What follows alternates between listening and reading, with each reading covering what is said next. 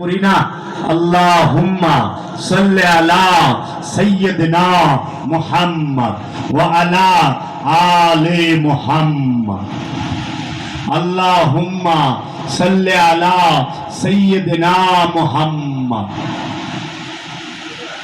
ওয়া আলা আলি মুহাম্মদ। এই ওয়া এবং আলা উপরে আলে মুহাম্মদ, মুহাম্মদ সাল্লাল্লাহু আলাইহি ওয়াসাল্লামের বংশধরের উপরেও আমরা দুরূদ পাঠ করি সালাতের মধ্যে এবং এমনিতেও।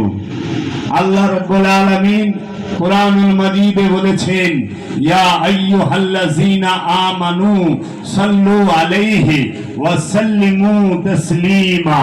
সূরা আহজাবে আল্লাহ নিজেই বলতেছেন, ইন্নাল্লাহা ওয়া মালাইকাতাহু ইউসাল্লুনা আলান নবী। ইন্নাল্লাহা নিশ্চয়ই আমি আল্লাহ, ওয়া মালাইকাতিহি আমার সমস্ত ফেরেশতা সমূহ। ফেরেশতাদের আরবি হচ্ছে মালাইক। ফেরেশতা ফার্সি শব্দ, আরবিতে বলে মালাইক। মালাইক মানে সমস্ত, মালাইক মানে ফেরেশতা, মালাইকাতি মানে সকল ফেরেশতারা। আল্লাহ এবং আল্লাহর সকল ফেরেশতারা কি করে? আল্লাহর নবীর উপরে দরুদ পাঠ করে। কার উপরে?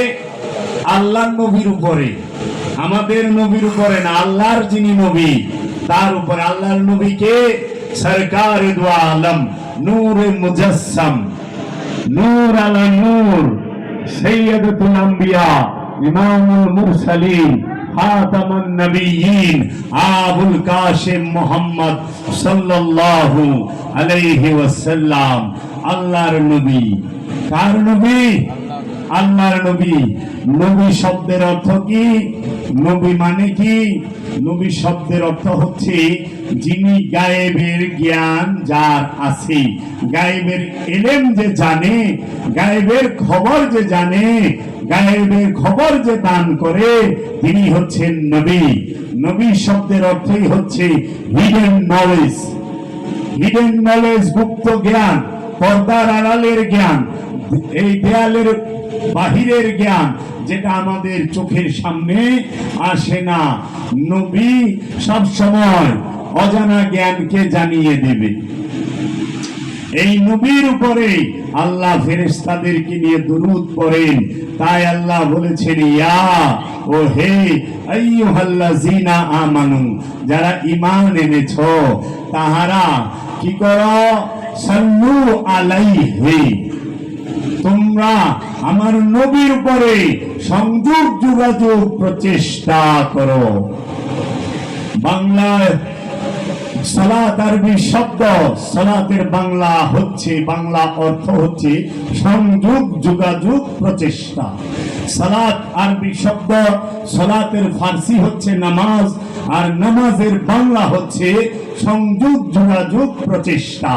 আর সাল্লু শব্দের অর্থ হচ্ছে সংযোগ যোগাযোগ প্রচেষ্টা। এইখানে রাসূলের সাথে সংযোগ যোগাযোগ প্রচেষ্টা সর্বক্ষণ আল্লাহ আমানুদেরকে করতে বলেছেন।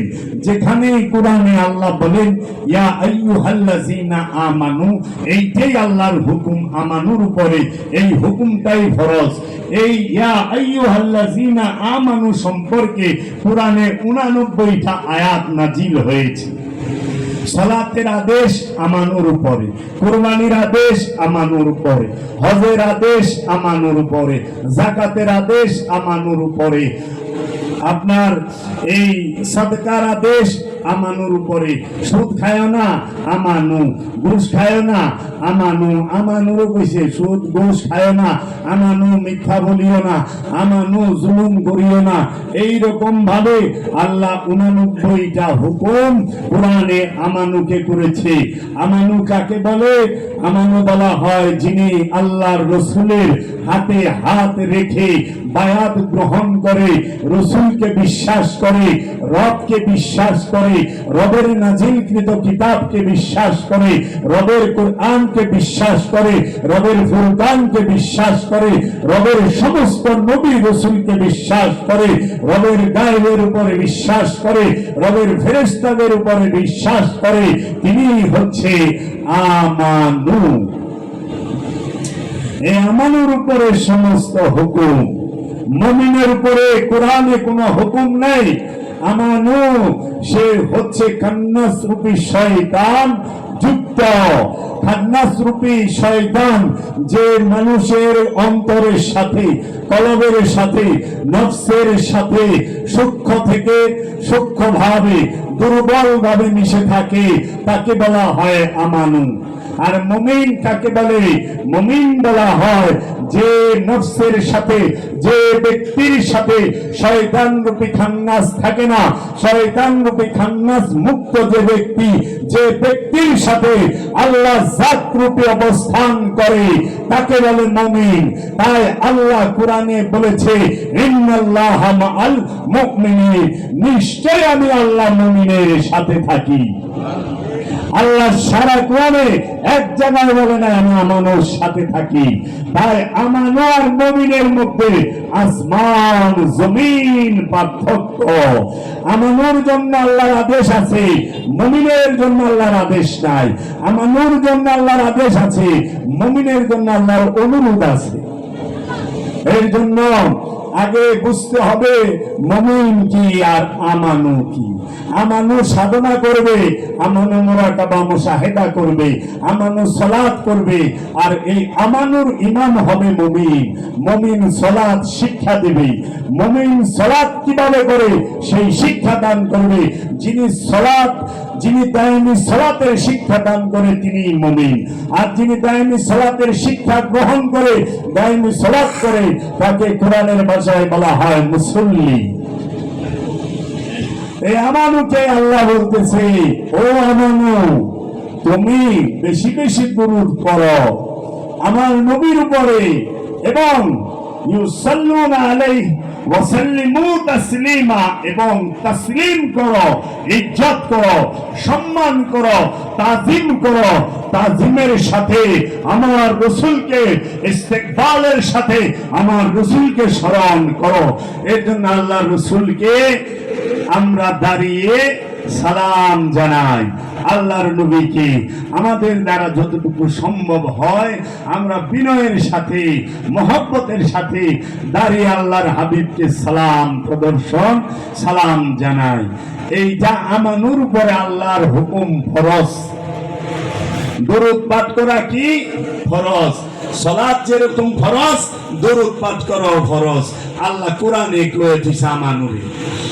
যারা দরুদ পাঠ করতে চায় না, যারা কিয়াম করতে চায় না, আল্লাহ রসুলকে তাজিম করতে চায় না, আল্লাহ রসুলকে সম্মান করতে চায় না, বুঝে নেবেন তারা আমানু নয়। কারণ আল্লাহ নির্দিষ্ট করে বলেছে, আমানুরা বেশি বেশি দরুদ পড়ো, সশ্রদ্ধ সালাম দাও। ইয়া আইয়ুহাল্লাযীনা আমানু সাল্লু আলাইহি ওয়া সাল্লিমু তাসলিমা। যদি তুমি আমানু হও তাহলে রাসূলের উপরে দরুদ পড়ো এবং রাসূলকে সশ্রদ্ধ সালাম জানাও। এখন যে আমানু হয় নাই, যে নিজেই আমানু না, যে মুনাফিক, যে কাফের, যে মুশরিক, যে মুরতাদ, সে কিভাবে কেন পড়বে? দরকার নাই। এই জন্য আল্লাহ বলছে আমানু কইরু, আমানু কইরু। আমানুকে বলছে আল্লাহ, আমানু সুদ খায়ও না। যদি সুদ আগে খায়া থাকো, এই সুদের লাভের অংশ মাফ করে দাও, আল্লাহ তোমাকে রহমত দান করবে, ক্ষমা করবে। তা আমানুরও কইছে সুদ খায় না, মানুষের তো কই নাই। মানুষ তো জন্মগত ভাবে পাপের মধ্যে ডুবা থাকি। আমানু সংগ্রামরত নফস। বাবারা, এ আলে রসুলকে মহব্বত করা কি ইমানের অংশ। রসুলকে মহব্বতের অপর নাম ইমান। ইমান কি? ইমান হচ্ছে মূল। যারা ইমান আনে তাদের জন্য নামাজ, যারা ইমান আনে তাদের জন্য রোজা, যারা ইমান আনে তাদের জন্য হজ, যারা ইমান আনে তাদের জন্য কুরবানি, যারা ইমান আনে তাদের জন্য সাদকা, যারা ইমান আনে তাদের জন্য আমলে সালেহা, তাই না? এখন মূল কি? ইমান। ইমানদার সে সালাত করবে। আল্লাহ তো সুদ করলে সালাত করতে বলে নাই কোরআনে। সালাতের উপরে 82টা আয়াত আছে, 82টা আয়াত আছে। আমার মুর্শিদের লেখা, কালান্দার বাবা জাহাঙ্গীরের লেখা এই কিতাবটি, এটি আর বড় কিতাব, কিন্তু এখান থেকে একটা চ্যাপ্টার তুলে দেওয়া হয়েছে। কোরআনের দৃষ্টিতে নামাজ 82 বার, হুবহু অনুবাদ ও কিছু ব্যাখ্যা। সালাত সম্পর্কে যে কোরআনের 82টি আয়াত আছে, সেই 82টি আয়াত এখানে তুলে দেওয়া হয়েছে। আল্লাহ সালাত সম্পর্কে কি বলেছে, আপনারা এই কিতাবটি পাঠ করলে সালাত সম্পর্কে অনেক কিছু জানতে পারবেন। বাবা, কোরআনকে পাঠ করতে হবে অর্থ সহ, কারণ কোরআনে আল্লাহ মূল বিষয় বলে দিয়েছে। কোরআনে আল্লাহ বলেছে, হে মানুষ, তোমাদেরকে কিয়ামতের দিন তোমাদের ইমাম সহ ডাকা হবে। সূরা বনী ইসরাঈলে আল্লাহ বলেছে, হে মানুষ, তোমাদেরকে কিয়ামতের দিন তোমাদের ইমাম সহ ডাকা হবে। ও বাবা, কিয়ামতের দিন যে ইমাম সহ ডাকা হবে, সেই ইমামকে, সেই ইমামকে কি চিনেছেন? সেই ইমামকে কি জানেন? সে কোন ইমাম? সেই ইমামকে সূরা বনী ইসরাঈলের 71 নম্বর আয়াত খুলে দেখবেন। কত নম্বর আয়াত? 71। বলেন, আল্লাহ বলতেছে প্রত্যেক মানুষকে, প্রত্যেক ব্যক্তিকে তার ইমাম সহ ডাকা হবে। এইখানে মানুষ শব্দটা উচ্চারণ করছি, ব্যক্তি শব্দটা উচ্চারণ করছি, নফস শব্দটা উচ্চারণ করে নাই। নফস সম্পর্কে আল্লাহ রসুল বলেছে, আল্লাহ কোরআনে বলেছে প্রত্যেক নফসকে তার রসুল সহ ডাকা হবে। হাসরের দিন, কিয়ামতের দিন প্রত্যেক নফসকে তার রসুল সহ ডাকা হবে। আমরা যদি ইমামকে হত্যা করি, আমরা যদি ইমামকে হত্যা করি, তাহলে কিয়ামতের দিন আমরা কোন ইমামকে সাথে নিয়ে দাঁড়াবো? শহদানে কারবালা, কারবালার ময়দানে কোন হিন্দু, কোন বৌদ্ধ, কোন খ্রিস্টান, কোন ইহুদি, কোন নাসারা, কোন অগ্নি উপাসক আওলাদে রসুলদেরকে শহীদ করেন নাই। কোন হিন্দু ইমাম হোসেন আলাইহিস সালাম এবং তার পরিবারকে শহীদ করেছে? তারা শহীদ করেছে যারা রসুলের হাতে কালেমা পড়েছেন, যারা রসুলের সাহাবীদের হাতে কালেমা পড়েছেন, তারাই তো করেছে, করেছে না? কোন হিন্দু, খ্রিস্টান, ইহুদি, নাসারা, বৌদ্ধ, তারা কি আল্লাহর রসুলকে, রসুলের আওলাদকে, আল্লাহর রসুলের নূরের সন্তানকে, আল্লাহর রসুলের নূরের রূপকে, আল্লাহর রসুলের হাকিকি রূপকে, মাওলা হুসাইনকে শাহাদাত করেছে? নাকি এই নামধারী, লেবাসধারী যারা ঈমান এনেছিল মুখে মুখে, যাদের ঈমান এই হলকের গলার এই হাড্ডি, হলকের হাড্ডির নিচে হৃদয়ে প্রবেশ করে নাই, তাহারা হত্যা করেছে? কে হত্যা করেছে? নামধারী মুসলমান। তারা কারবালায় শুধু মাওলা হুসাইনকে হত্যা করেছে না, কেন হত্যা করলো ইয়াজিদ? কেন শহীদ করলো মাওলা হুসাইনের পরিবারকে? একটা কারণে। সেই কারণটা কি? স্বার্থ। সেই কারণটা কি? ক্ষমতা। ইয়াজিদ রাজত্বের জন্য মাওলা হুসাইনকে শহীদ করেছে। ইয়াজিদ স্বার্থের জন্য মাওলা হুসাইনকে সপরিবারে শহীদ করেছে। ইয়াজিদ ক্ষমতার জন্য মাওলা হুসাইনকে সপরিবারে শহীদ করেছে।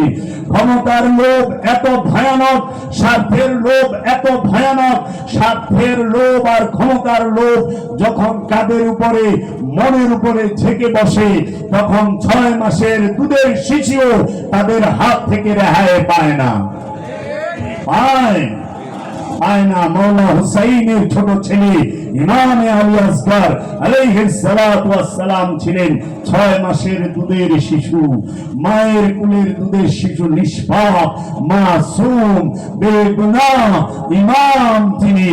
এই সৈয়দকে হত্যা করা হয়েছে স্বার্থের জন্য, সম্পদের জন্য, ক্ষমতার জন্য, সিংহাসনের জন্য। তাহলে মানুষ স্বার্থের জন্য রসুল ভুলা যায়, বলি না? মানুষ স্বার্থের জন্য আল্লাহ ভুলা যায়, মানুষ স্বার্থের জন্য ওয়াদা ভুলা যায়, মানুষ স্বার্থের জন্য সত্য ভুলা যায়। তাই তো আল্লাহ কোরআনে সূরা বাকারায় বলতেছে, তোমরা সত্যকে মিথ্যার সাথে মিশ্রণ করিও না, তোমরা সত্যকে গোপন করিও না। সূরা বাকারা খুলেন, দেখবেন আল্লাহ বলতেছে সত্যের সাথে মিথ্যা মিশ্রণ করিও না। তাহলে সত্যের সাথে কারা মিথ্যা মিশ্রণ করত? কারা সত্যকে গোপন করত? সেই সত্যটা কি ছিল? মহানবীর ওফাতের পরে থেকে, মা ফাতেমার শাহাদাতের পরে থেকে, মাওলা আলীর শাহাদাতের পরে থেকে, মাওলা হাসানের শাহাদাতের পরে থেকে এই কারবালার যে রাস্তাটা তৈরি হয়ে যায়, মাওলা হুসাইনকে শাহাদাত করার পিছনে কি কারণ ছিল? সেইটা ছিল বংশগত শত্রুতা, রাজত্বের লোভ, সিংহাসনের লোভ, ইসলামকে রাজতন্ত্র, গণতন্ত্রকে রাজতন্ত্র করার একটা অপকৌশল।